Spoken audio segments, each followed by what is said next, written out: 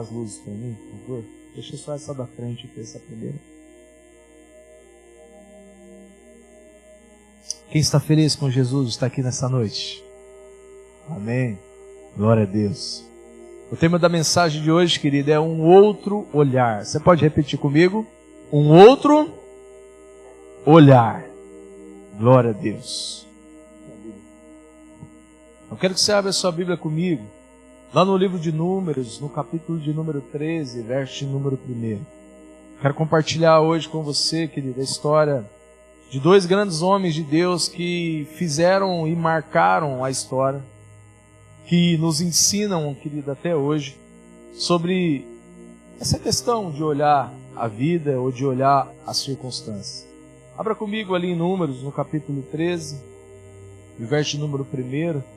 Eu quero ler com vocês alguns versículos aqui para introduzir aquilo que eu quero compartilhar com vocês. Querido, basicamente aqui, esse texto vai falar sobre Josué e Caleb. Aqui no capítulo de número 13, verso de número 1, a palavra de Deus diz assim: disse o Senhor a Moisés: envia homens que espiem a terra de Canaã, que eu hei de dar aos filhos de Israel. De cada tribo dos seus pais enviareis um homem, sendo cada qual príncipe entre eles. Enviou-os Moisés do deserto de Parã, segundo o mandado do Senhor. Todos aqueles homens eram cabeças dos filhos de Israel. São esses o seu nome. Aí ele vai falar aqui, citar cada um daqueles 12 homens que foram enviados por Moisés para espiar a terra de Canaã, ou seja, a terra prometida. Pulando um pouquinho ali, querido, adiantando aqui no verso de número 17. Enviou, pois, Moisés a espiar a terra de Canaã e disse-lhes: subi ao Neguebe e penetrai nas montanhas. Vede a terra, que tal é o povo que nela habita, se é forte ou fraco, se poucos ou muitos, e qual a terra em que habita, se é boa ou má, que tais são as cidades em que habita, se em arraiais, se em fortalezas, também qual é a terra, se é fértil ou estéril, se há nela matas ou não. Tende ânimo e trazei do fruto da terra. E eram aqueles dias, os dias das primícias da uva. E assim subiram os espias da terra, desde o deserto de Zim até Reobe, a entrada de Ramate. E subiram pelo Neguebe, e vieram até Hebron, estavam ali Aimã, Sessai e Talmai, filhos de Anak. Hebron foi edificada 7 anos antes de Zoan, no Egito. Depois vieram até o vale de Escol, e dali cortaram um remo de vide, um cacho de uvas, no qual trouxeram 2 homens numa vara, o qual também romãs e figos. E esse lugar se chamou Vale de Escol, por causa do cacho que ali cortaram os filhos de Israel. Pai amado, eu quero te agradecer, Senhor, pela tua palavra, por esse momento tão importante, Pai, tão especial. Fala conosco nesse momento, doce amado Espírito Santo de Deus. Ministra, Senhor, os nossos corações. Nós abrimos o nosso coração, Senhor. Nós rasgamos o nosso coração, nós nos despimos, Pai, diante do Senhor nessa noite, Pai. Fala com cada um aqui, Senhor, de uma forma personalizada, Senhor. Fala de uma forma, Senhor, meu Deus, com que eles possam entender e compreender a Tua palavra, Senhor. Pai, ministra a cada coração aqui. A minha oração, Senhor, é que cada um, Pai, eles sejam tocados pelo Senhor, Pai, tocados pela Tua palavra, Senhor, que eles sejam, Pai, revigorados pela Tua palavra, Pai, que eles sejam encorajados pela Tua palavra, Pai, que eles sejam desafiados pela Tua palavra, Senhor.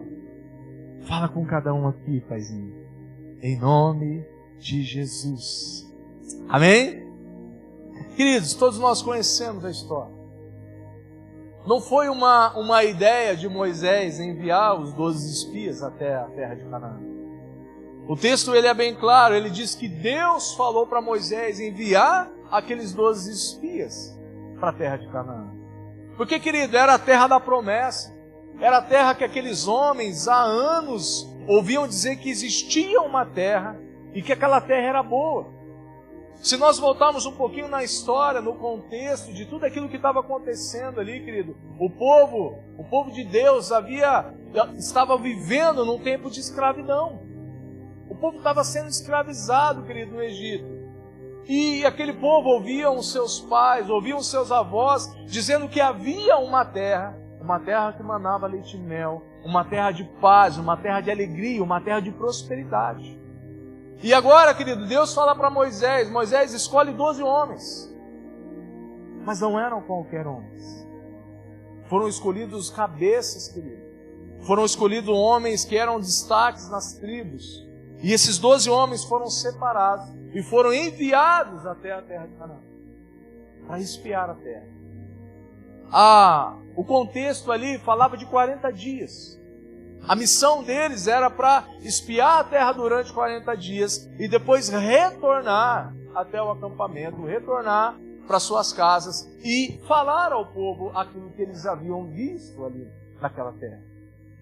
E é muito interessante, querido, nós entendemos aqui porque aqueles homens, eles vão. A Bíblia fala que eles vão para lá.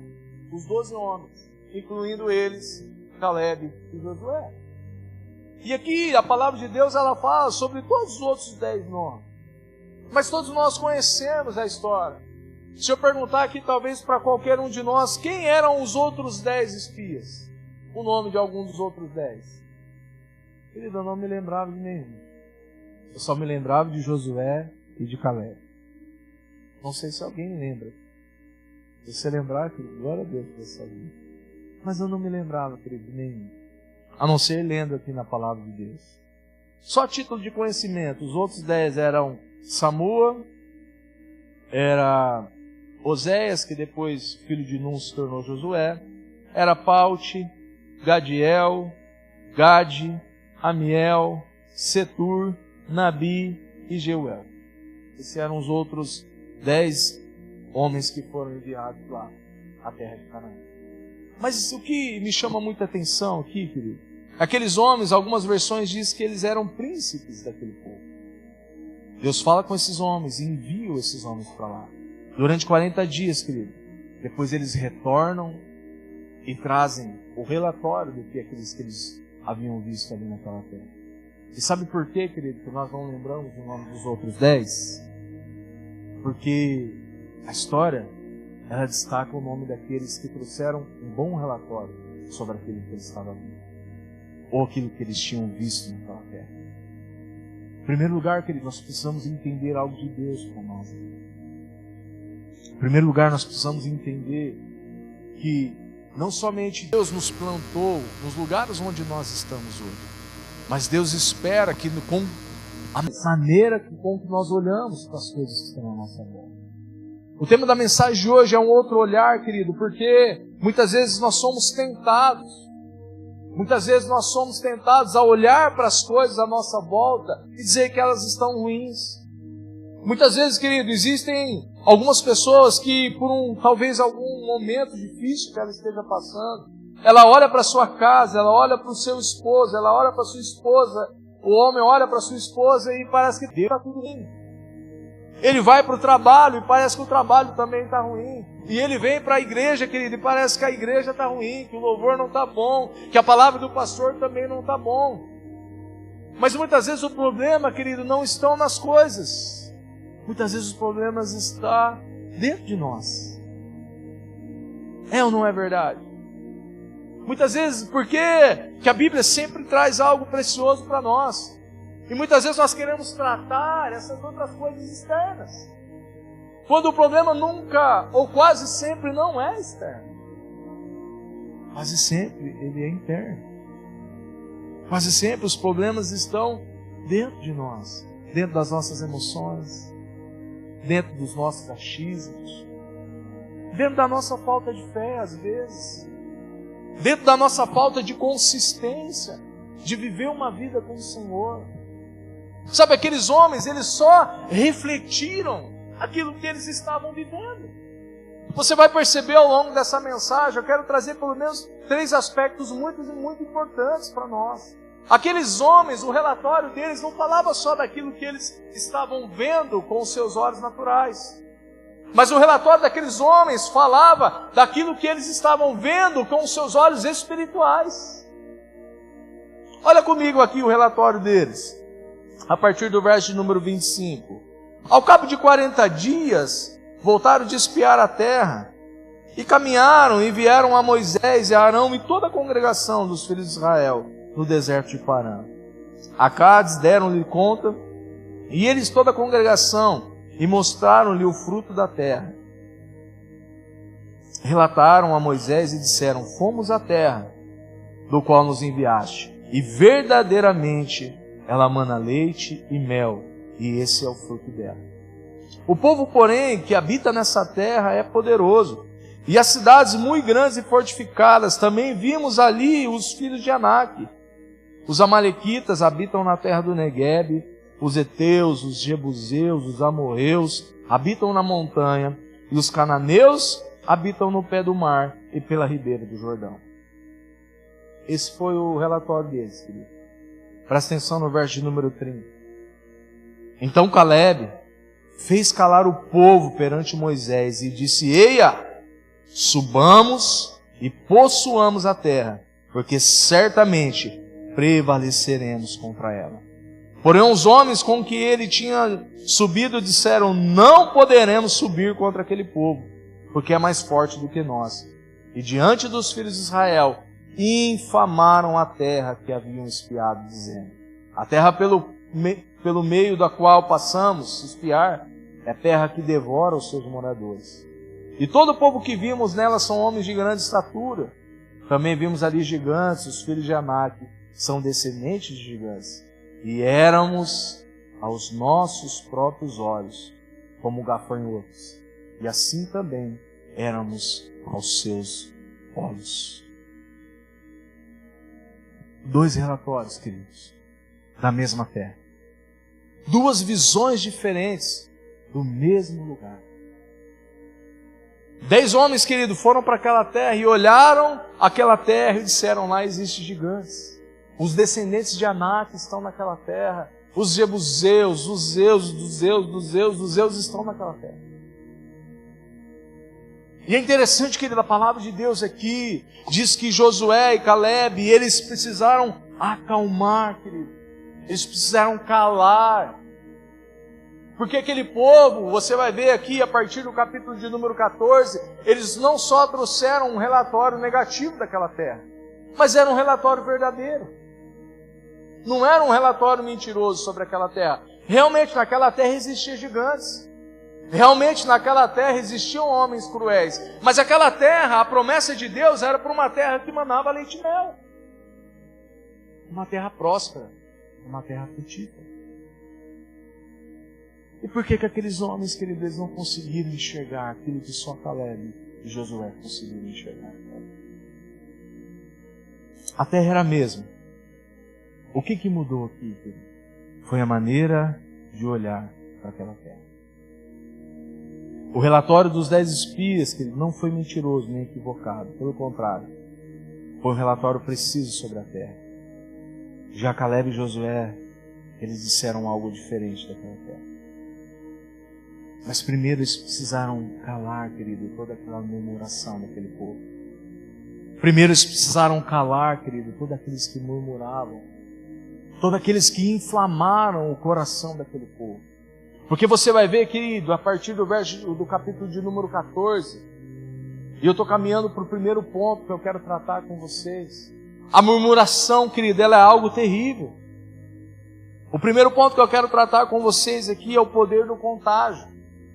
Diga comigo: o poder do contágio. Querido, a murmuração, ela é algo contagioso. A murmuração, querido, é algo terrível. Porque a murmuração, ela nos tira de uma realidade celestial e ela nos coloca numa realidade humana e terrestre. A primeira coisa que nós vamos guardar dentro do nosso coração, querido, é que a murmuração, ela nos rouba daquilo de que realmente nós somos. Porque primeiro nós somos seres espirituais, amém? Aqueles que nasceram de novo, querido. Aqueles que são, assim como a palavra de Deus nos diz, querido, uma nação santa, um povo separado, um povo escolhido pelo Senhor. A murmuração, ela nos rouba, querido, do entendimento de quem nós somos. E a murmuração, querido, ela nos coloca nesse lugar de medo, de angústia, onde tudo parece estar ruim. Tudo parece que não vai dar certo. Sabe, nós caminhamos nos lugares onde nós somos inseridos e parece que tudo está ruim. A murmuração, querido, fez com que aqueles 10 homens, eles não olhassem para as coisas boas da terra. A murmuração, querido, fez com que aqueles homens tivessem os seus olhos espirituais tapados. Não eram qualquer homens, querido. A questão aqui não é a diferença de um homem para o outro, de uma mulher para o outro. A questão é de como nós enxergamos a vida, querido, ao nosso redor. Ou nós vamos enxergar, ou nós vamos viver uma vida murmurando, ou nós vamos viver uma vida sendo gratos a Deus. Amém? A questão é, ou nós vamos viver, querido, no nosso ambiente familiar, com gratidão a Deus, olhando para os nossos cônjuges, olhando para os nossos filhos, com gratidão a Deus por aquilo que Ele tem feito na vida deles, ou nós vamos olhar, querido, só as falhas, só as imperfeições da nossa família. E diga-se de passagem, toda família tem. Se você ir lá em casa, você vai ter um monte de imperfeições.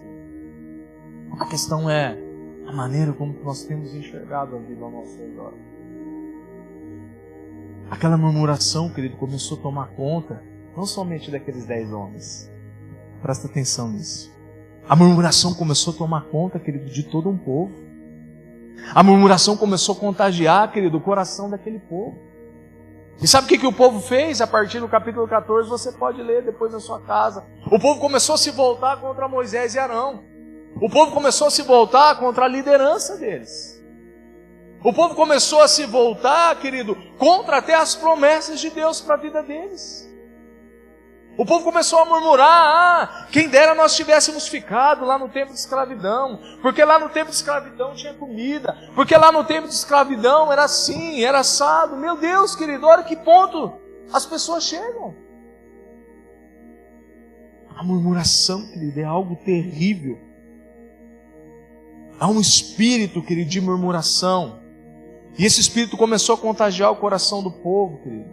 Na nossa vida não é diferente, nós precisamos nos posicionar contra esse espírito que a todo momento tenta tirar você de algo que Deus nos deu, que é um coração grato. O problema não é os lugares, querido. O problema é o coração. Amém? Você pode repetir isso comigo? O problema não são os lugares, mas sim o meu coração. Querido, se o nosso coração estiver envenenado com esse veneno chamado murmuração, não tem lugar bom nessa terra. Não tem ambiente bom. Todos os ambientes vão ser ruins. Querido, é algo muito sutil a murmuração. Poxa, pastor, mas você, querido, nós somos tentados quase que 24 horas por dia a murmurar. A toda situação que diverge daquilo que nós pensamos, ou daquilo que nós sentimos diferente, ou daquilo que nós queremos diferente, nós somos tentados a murmurar. Nós somos tentados a murmurar, querido, quando nós nos encontramos algum dia com alguma enfermidade. Nós somos tentados a murmurar quando o dia mau ele vem, querido. Sabe aquele dia que você acorda e você já bate o seu dedinho do pé assim na ponta do guarda-roupa? Bem cedinho assim, você já acorda e já... Dá aquela vontade de dar um glória assim. Não dá? Não dá, querido. Não dá. Não dá, querido. Nós somos tentados a todo momento a murmurar. Aqueles homens foram também. Existem alguns lugares, querido. Assim como a murmuração ela é algo contagiante, a alegria, a gratidão também é algo contagiante. Amém? Você já esteve, você convive com alguém alegre, com alguém grato perto de você? Sim ou não? É gostoso, não é, querido, estar perto dessas pessoas? É bom, querido. A alegria, o amor, querido, a gratidão, ela é algo contagiante.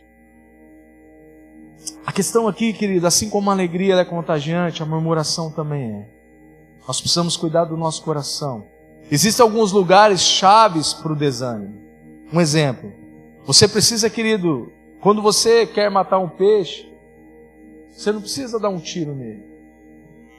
Você só tira ele da água. E ele vai ficar se batendo ali, né, Capi? Seu Ferreira, seus pescadores mais experientes ali. Ele vai, daí a pouco ele vai morrer. Não precisa dar uma facada nele. A gente depois limpa o peixe. Não precisa, só tira ele da água, querido, ele vai morrer. Mais dia ou menos dia ele vai morrer. Não sei quanto tempo que dura. Essa parte de pescaria eu sou bem velho. Mas ele morre. Né, Capi? Não demora muito, mas ele morre. Você quer matar uma árvore, querido? Como você cortar ela? Só tira ela do solo. Arranca ela do solo. Ela vai secando, e ela morrer. O mundo sabe disso, querido. O inimigo sabe disso. E ele sabe que quando um crente, quando um homem de Deus, quando uma mulher de Deus, ele é retirado de alguns lugares chaves, ele vai começando a morrer espiritualmente. O inimigo sabe disso, querido. Você quer matar alguém, querido, espiritualmente, tira ele da comunhão, do convívio da igreja. Ah, hoje eu não vou no culto não, porque recebi visita. Todo mundo recebe visita, querido. Inclusive aos domingos. Todo mundo recebe. Aí no próximo domingo você fala, puxa vida, tá tão gostoso aqui, debaixo da coberta, um dia fresquinho. Não vou hoje também não. Aí durante a semana você não vai no grupo familiar, puxa vida, eu já faltei no culto, eu vou no grupo agora. O pessoal vai ficar perguntando pra mim, eu não vou também. Aí você não vai, querido. Aí você não vem. Aí você é retirado desses ambientes de vida, desses ambientes de unção, desses ambientes da manifestação da glória de Deus. Eu não conheci nenhum ainda, querido, nenhum homem, nenhuma mulher. Pastor, eu parei de ir na igreja, mas está uma glória lá em casa, pastor. Eu estou fazendo devocional todo dia. Eu estou adorando a Deus, pastor, todo dia. Está uma bênção, querido. Não conheci ninguém ainda. Todos com que eu passei, todos que eu conversei, você pergunta, pastor, falou, desandei, pastor. Perdi o fio da meada. Sabe, existem alguns ambientes, querido, de vida para nós. Não é só na igreja, não. Existem outros ambientes também, querido. E o maior objetivo, querido, do diabo é nos tirar desses ambientes que nos faz crescer. A família, querido, nos faz crescer. Os amigos de verdade nos faz crescer. O seu grupo familiar te faz crescer. A igreja, querido, te faz crescer. Nós precisamos, querido, preservar isso dentro do nosso coração. Ou mais, nós precisamos priorizar isso na nossa vida. Senão, querido, nós começamos a se deteriorar espiritualmente. Assim como aquela árvore, querido, que ela está fora. Assim como aquele peixe que está fora da água, ele começa a morrer aos poucos. Não morre de uma vez. Ele vai morrendo aos poucos. Ele vai morrendo. Ele vai morrendo. E é interessante que nesse caminho de morte, querido, a murmuração, querido, é algo que vai empurrando a pessoa cada vez mais profundo do povo. O povo começou, querido, a murmurar aqui contra os seus líderes. Aqui no verso de número 1 do capítulo 14. Olha o que a palavra de Deus diz aqui. Levantou-se, pois, toda a congregação, gritou em voz alta. O povo chorou naquela noite, e todos os filhos de Israel murmuraram contra Moisés e contra Arão, e toda a congregação lhes disse: tomara que tivéssemos morrido na terra do Egito, ou mesmo nesse deserto. E por que nos traz o Senhor a essa terra, para cairmos à espada, e para que nossas mulheres e nossas crianças sejam por presa? Não seria melhor voltarmos para o Egito? E diziam uns aos outros: levantaremos um capitão e voltaremos para o Egito. Querido, sabe o que o povo estava falando aqui? É melhor nós voltarmos para o pecado. É melhor nós termos voltados para uma vida de pecado do que nós continuarmos vivendo dessa forma. Olha que terrível, querido, que a murmuração é, onde leva as pessoas. Olha que interessante aqui no verso número 5 do capítulo 14, diz assim: então Moisés e Arão caíram sobre o seu rosto perante a congregação dos filhos de Israel. E Josué, filho de Num, e Calebe, filho de Jefoné, dentre os espias na terra, rasgaram as suas vestes e falaram a toda a congregação dos filhos de Israel, dizendo: a terra pelo meio da qual passamos espiar é muitíssimo boa. Se o Senhor se agradar de nós, então nos fará entrar nessa terra e nos dará. A terra que mana leite e mel, tão somente não sejais rebeldes contra o Senhor e não temais o povo dessa terra. Porquanto, como pão, os podemos devorar. Retirou-lhes deles o seu amparo. O Senhor é conosco, não os temais. Aleluia! Aquilo que Deus nos prometeu. Das promessas de Deus, da palavra de Deus para nós. Não são coisas vazias, querido, é a própria palavra de Deus. Quais são as promessas de Deus, querido, para a sua vida? Quais são as promessas de Deus para a sua família? Quais são as promessas de Deus para a sua casa? Quais são as promessas de Deus para a sua igreja, querido? Sabe, nos últimos dias Deus me fez lembrar, querido, de tantas promessas para nós como comunidade Caminho Vivo, querido. Nos últimos dias Deus me fez olhar, querido, para esse lugar. Deus me fez olhar para as pessoas, querido. Deus encheu o nosso coração de gratidão. Na última quarta-feira nós tivemos uma reunião aqui com a liderança, querido. E Deus encheu o nosso coração de gratidão. Eu compartilhei uma mensagem, basicamente é essa mensagem, com foco mais para a liderança, querido. Sabe, nós temos um lugar lindo, querido, um lugar cheio da presença de Deus, cheio de pessoas, homens e mulheres de Deus, querido, e muitas vezes nós passamos a não somente não olhar isso, mas nós passamos a reclamar disso. Sabe, há um tempo atrás, querido, nós ouvimos: fulano de tal está desanimado, fulano de tal está assim, ou está assado. Meu Deus, querido, isso é contagiante. Eu conversava com os líderes aqui. Nós precisamos erguer, querido, as pessoas. Nós precisamos ajudar as pessoas a olhar para a promessa de Deus. Nós precisamos ajudar as pessoas, querido, a olhar para a vida dela e ver o quão homem de Deus, o quão mulher de Deus que ela é. Amém? Porque, gente, querido, para jogar para baixo já tem um monte aí. Na verdade não é. A questão é quem nós vamos ser. Nós vamos ser como Josué e Calebe, querido, que coloca a luz nas promessas de Deus? Ou nós vamos ser como esses espias que reclamam, que murmuram, que envenenam o coração das pessoas? Quais são as promessas de Deus, querido, para nós, como igreja, como comunidade Caminho Vivo? Não tinha a ver só com Calebe, querido. Tinha a ver com o que ele tinha recebido de Deus. Repita isso comigo. Não tinha a ver com Calebe. Tinha a ver com o que ele tinha recebido de Deus. Não tem a ver com nós, querido. Amém? Não tem a ver por quem nós somos, ou porque nós falamos assim, ou nós falamos assado, ou porque uns cantam, ou porque uns dançam, ou porque uns pregam. Não tem a ver conosco. Tem a ver com aquilo que Deus, querido, nos deu e nos confiou nas nossas mãos.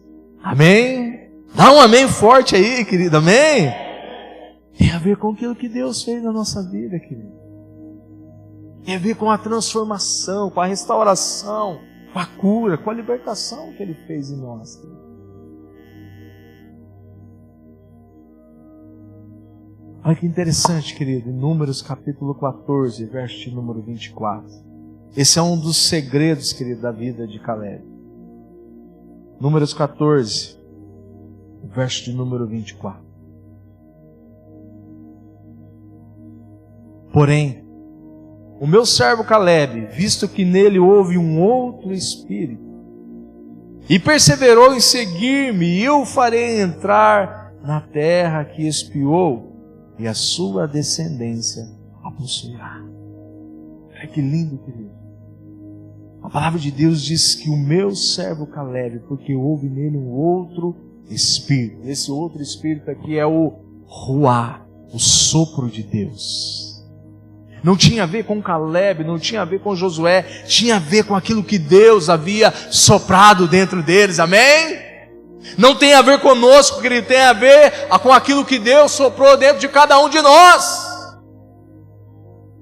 Tem a ver com aquilo que Deus colocou dentro de mim e de você, querido. Não são as situações, querido. Nós só venceremos os desafios futuros se nós obtivermos um espírito que confronte o espírito da desistência à nossa volta. Os nossos desafios sempre serão maiores do que a nossa capacidade, e esses desafios são o que vão nos levar a um outro nível. Quando nós olharmos, querido, para as circunstâncias, não sei você, mas quando eu olho para algumas circunstâncias, elas são muito maiores do que nós. Os desafios da nossa vida são muito maiores do que a nossa inteligência, querido, intelectual. Muitas vezes os desafios do nosso dia a dia são maiores do que a nossa capacidade humana. Alguns deles sim. Mas não tem nada a ver, querido, com aquilo que nós somos. Tem a ver com aquilo que Deus nos deu. Amém? Tem a ver com aquilo que Deus fez em mim e você. Aleluia, a palavra de Deus fala que Ele colocou dentro de Caleb, querido, um sopro de Deus. Ele colocou dentro de Caleb, querido, um outro espírito. Por isso que Caleb perseverou. E muito mais do que um outro espírito, a palavra de Deus diz aqui no verso número 24: e perseverou em seguir-me, eu farei entrar na terra que ele espiou, e não somente ele, mas a sua descendência a possuirá. Não é uma promessa só para nós hoje, queridos. Amém? Não é uma promessa só para vocês hoje, jovens. Há uma promessa para a sua posteridade, há uma promessa para os seus filhos, há uma promessa para os seus netos, há uma promessa para os seus bisnetos, amém? Quantos estão entendendo algo de Deus aqui nessa noite, querido? Não é só para hoje. Não é e nunca foi só para hoje. É uma promessa, querido, de uma vida linda, de uma vida eterna, para as nossas próximas gerações. Aleluia! É para os nossos filhos, querido, é para os nossos netos. É isso que Deus estava falando aqui, querido, com Caleb. Você não somente vai entrar na terra prometida, você não vai somente usufruir dessa terra que manda leite e mel, mas além de você usufruir, a sua descendência vai usufruir de uma terra que manda leite e mel. Amém? Os nossos desafios sempre serão maiores do que a nossa capacidade. E esses desafios sempre vão nos colocar num novo nível, num novo nível, num novo nível. Existe uma frase, querido, essa frase eu guardei dentro do meu coração. Essa frase diz assim: me faz encher daquilo que me faz crescer. Você pode repetir comigo? Me faz encher daquilo que me faz crescer. Me faz encher daquilo que me faz crescer. Muito mais do que uma frase, essa é uma oração, querido. Sabe, nós precisamos chegar diante do Senhor e dizer: Senhor, me faz encher daquilo que me faz crescer. A murmuração, querido, ela nos afasta. A murmuração, querido, ela nos tira desse lugar de bênção. A murmuração, querido, ela rouba, ela tenta roubar a nossa identidade que já foi criada, que já foi estabelecida em Cristo Jesus. Terceiro ponto, querido, e último que eu quero compartilhar com vocês. Diga comigo: vamos para cima. A palavra de Deus aqui, querido, quando Josué e Caleb, eles falam, quando eles olham o relatório daquele povo, querido.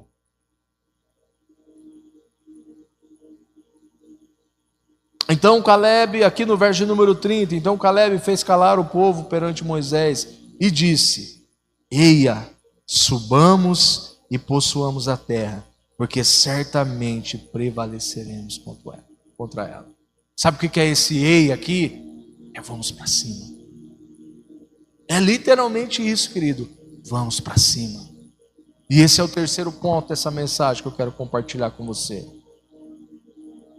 Eu compartilhei aqui com os líderes, querido, na última quarta-feira. Sabe qual que é a diferença de uma vaca e um búfalo diante de uma tempestade? Não sei se alguém já ouviu isso. E eu achei fantástico isso, querido, e ministrou muito meu coração. A diferença de uma vaca e de um búfalo diante da tempestade. A diferença de uma vaca é que quando ela vê a tempestade, e os animais, querido, eles são diferentes dos seres humanos. Eles têm uma percepção diferente da nossa sobre essa questão de tempo, sobre essa questão de clima. Quando uma vaca ela vê uma tempestade se aproximando, ela corre, querido, daquela tempestade, ou ela tenta correr. O problema é que aquela tempestade vem e aquela tempestade ela alcança aquela vaquinha. E aquela vaquinha permanece naquela tempestade por um tempo maior. E sabe qual que é a diferença do búfalo diante de uma tempestade? Quando o búfalo ele vê uma tempestade, ele não corre da tempestade. Ele corre para o meio da tempestade. E para ele correr para o meio da tempestade, por esse ato de coragem, por esse ato dele de correr para frente da tempestade ou contra aquela tempestade, ele passa um período bem curto daquela tempestade. E ele vence, querido, aquela tempestade.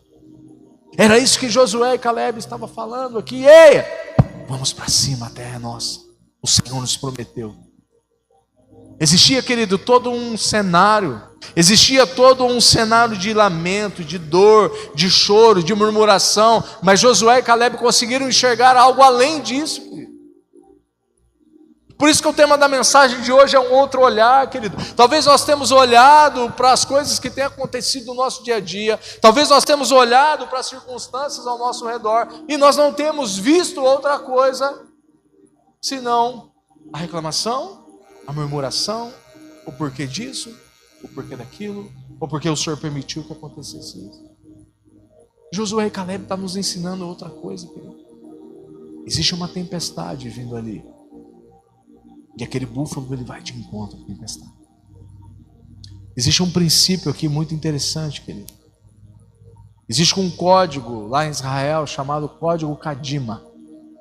Eu compartilhei isso com os líderes aqui também na quarta-feira. Esse Código Kadima ele é algo muito peculiar deles. Eles usam isso para vários contextos.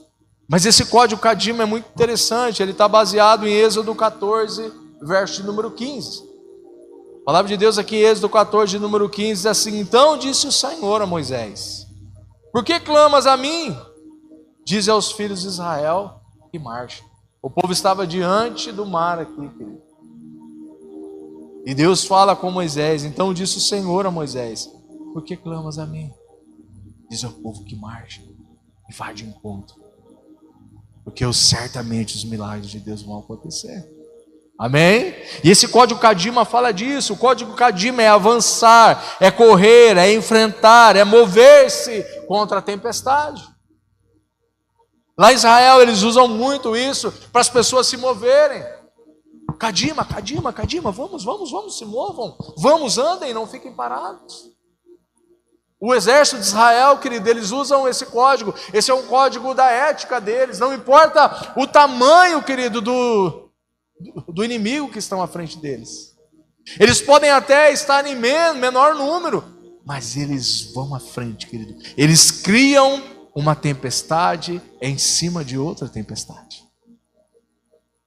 Isso é um código do exército de Israel. Nós precisamos aprender com isso, querido, sobre a nossa vida. Existe um momento bem interessante quando Jesus ele acalma aquela tempestade lá nos evangelhos. Em Marcos, capítulo de número 4, verso de número 39. A história conta que Jesus e seus discípulos estavam num barco, Jesus estava dormindo no barco. E de repente veio uma grande tempestade. E a tempestade quase varria, querido, aquele barco. E de repente aqueles discípulos, eles acordaram Jesus. E a palavra de Deus que Jesus, ele vai e ele diz para aquela tempestade: acalme-se. E os ventos cessam, e o mar se acalma. E aqueles homens maravilhados, queridos, eles olhavam um para o outro e diziam: quem é esse? Que o mar e o vento lhe obedecem. Só que para aqueles homens, queridos, eles ouviram Jesus falando dessa forma: acalma-se, tempestade. Mas aquela tempestade, querido, ela não ouviu um Jesus falando assim. Aquela tempestade ouviu o Rei dos Reis e o Senhor dos Senhores dando uma ordem para ela. Aqueles homens, querido, o Código Cadima fala disso, de se tem uma tempestade, que nós não vamos correr dessa tempestade. Pelo contrário, nós vamos avançar, e nós vamos passar, e nós vamos crescer, e nós vamos aprender mesmo diante da tempestade. Amém? Eu não sei qual é a tempestade, querido, que você tem passado. Eu não sei qual é a adversidade que você tem passado na sua vida. Mas eu quero dizer algo para você nessa noite, querido. A palavra de Deus está nos ensinando algo precioso. Diante de uma tempestade, nós não vamos correr, nós não vamos retroceder. Nós vamos avançar e nós vamos vencer. Amém? É muito mais, querido, do que um pensamento positivo. É um estilo de vida, querido, de alguém que entendeu algo. Aqueles homens, querido, aqueles 10 homens, eles olharam, querido, para aquela terra, e eles viram, querido, uma terra também que manava leite e mel. Eles olharam para o mesmo lugar. Os Josué e Caleb também viram os gigantes naquela terra. Josué e Caleb também viram os descendentes de Enaque, os filhos dos gigantes, os netos, os bisnetos dos gigantes. Eles também viram, eles estavam no mesmo lugar. A questão é, aonde nós temos colocado, querido, o nosso foco? Nós temos colocado o nosso foco nas promessas de Deus? Ou nós temos colocado o nosso foco, querido, nas dificuldades, nas adversidades, no desânimo? Essa é uma escolha nossa, querido, para a nossa vida. Isso é aplicável para a nossa vida hoje, aonde nós vamos colocar o nosso foco daqui para frente. Ou nós colocaremos o nosso foco nas promessas de Deus, ou nós levantaremos as promessas de Deus e viveremos as promessas de Deus. Ou umas pessoas escolhem fazer como esses homens, viver uma vida de murmuração. Quando Jesus diz, querido, para aquela tempestade, cala-te, era o Rei dos Reis, o Senhor dos Senhores, dizendo para aquela tempestade: entre na tempestade, querido, com uma outra tempestade. Amém? Entre em frente, querido, essa tempestade que você está passando hoje. Mas não é como a tempestade, querido, aqui dessa terra. Não é com as nossas armas aqui dessa terra, pelo contrário. São as armas espirituais, querido, que Deus já nos deu e que Ele tem nos capacitado. Aqui, querido, é arrumar um problema para o nosso problema. Você tem um problema, arrume um problema para o seu problema.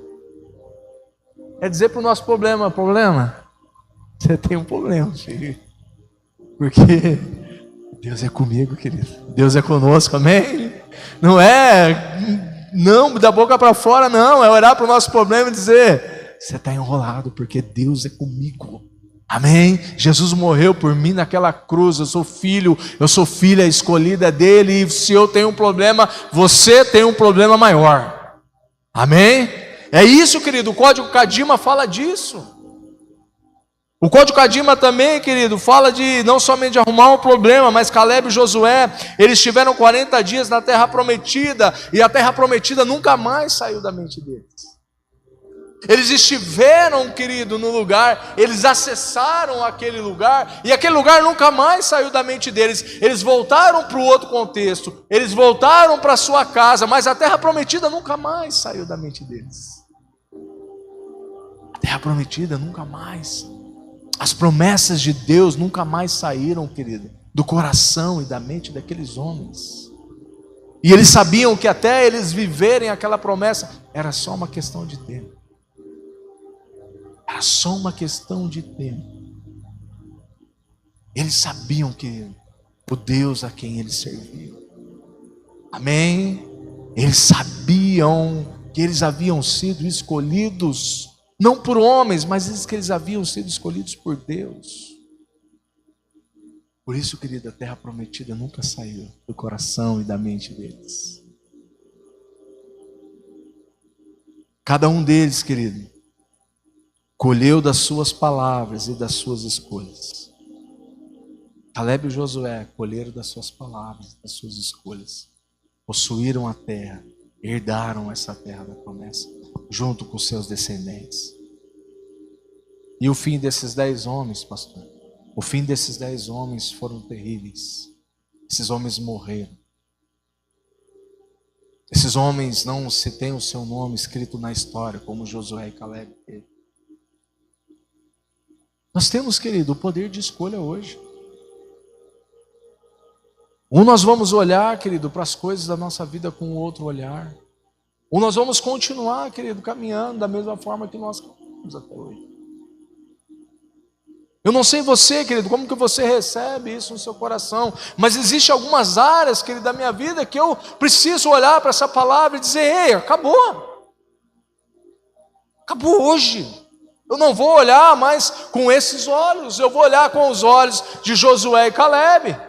Eu vou olhar com os olhos das promessas de Deus, que Deus tem para minha casa, que Deus tem para minha família, que Deus tem para essa igreja. Amém? Porque eu sei, querido, que assim como a murmuração é algo contagiante, a alegria, o entusiasmo, querido, a fé, a perseverança também são. Eu não vou me deixar influenciar, querido, por aqueles que murmuram, por aqueles que reclamam. Eu vou caminhar junto, querido, com aqueles que avançam, com aqueles que vencem, com aqueles que, Senhor, se tem uma muralha, Deus vai nos dar, querido, oportunidade de saltar sobre essas muralhas, amém? Eu não sei qual é, querido, a dificuldade, ou qual é aquilo que você tem vivido nesses dias, mas eu sei de uma coisa, querido, Deus está nos chamando, querido, para viver algo diferente, amém? Deus está nos chamando nessa noite a viver algo diferente, de hoje em diante. Você pode se colocar em pé em nome de Jesus?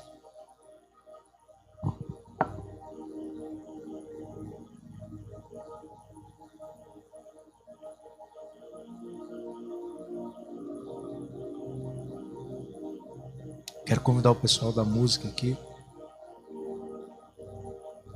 Um outro olhar, querido. Quero só relembrar com vocês aqui os 3 pontos que nós conversamos essa noite. O primeiro ponto foi o poder do contágio. Assim como a murmuração é contagiosa, querido, a gratidão também é. Contagie, querido, espalhe gratidão por onde você andar. Segundo ponto que nós compartilhamos nessa noite, querido, é: diminua o volume da murmuração e coloque luz nas promessas de Deus para a sua vida. Coloque luz nas promessas de Deus para a sua casa. Coloque luz nas promessas de Deus para a sua igreja. Amém? Terceiro ponto que nós compartilhamos aqui nessa noite: vamos para cima deles. Amém? Nós não somos como as vaquinhas, querido. Nós somos como os búfalos. Amém? Nós somos como os búfalos, querido, que enfrentam a tempestade. Por enfrentar a tempestade, nós passamos pouco tempo. Nós sofremos pouco tempo com ela. Mas nós avançaremos e nós venceremos em nome de Jesus. Sabe, eu não sei qual área da sua vida, querido, que tem sido afligida. Mas o que Deus tem nos chamado, querido, é viver um novo casamento no mesmo casamento. Amém? É viver, querido, uma nova igreja na mesma igreja. É viver, querido, um novo trabalho no mesmo trabalho. Às vezes a gente acha que nós precisamos mudar de trabalho, porque ali não, Deus tem nos chamado, querido, a viver um novo trabalho, um novo tempo, no lugar onde Ele nos plantou, no lugar onde Ele nos colocou. Aleluia! Você pode fechar os teus olhos, querido, eu quero orar junto com você nessa noite.